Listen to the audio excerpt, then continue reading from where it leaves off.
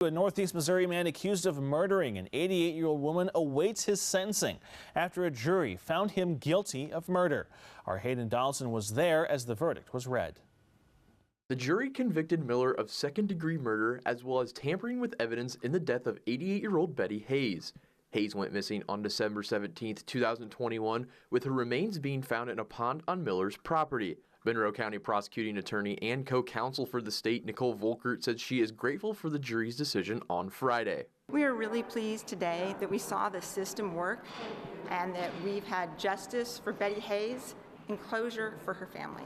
The jury heard about how Lyle Miller was a hired hand on Betty Hayes' cattle farm and had reportedly owed him over $100,000 in wages. Miller had quit in April of 2021, with Hayes set to sell all of her cattle by December 17th, the day she went missing. According to John Moyer, the roommate of Lyle Miller, stated Miller told him he had admitted to him one morning in 2023 that he had killed Hayes, wrapped her in 9-gauge wire, and tied her to a cinder block, throwing her in a pond on his 40-acre property. The court heard from investigators at Hayes' home the day she went missing, saying the door was broken down with many items on the floor in the kitchen. Investigators said the door being kicked down would have needed to have been done with excessive force.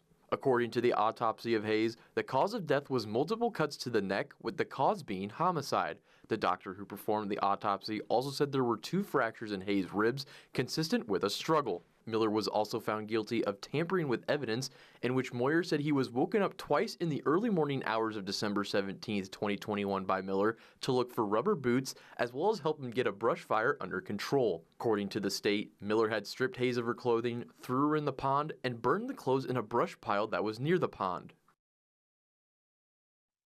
That was our Hayden Donaldson reporting. Now, Miller's sentencing is set for 9 a.m. on May 9th. The defense and the family of Betty Hayes declined to comment at this time.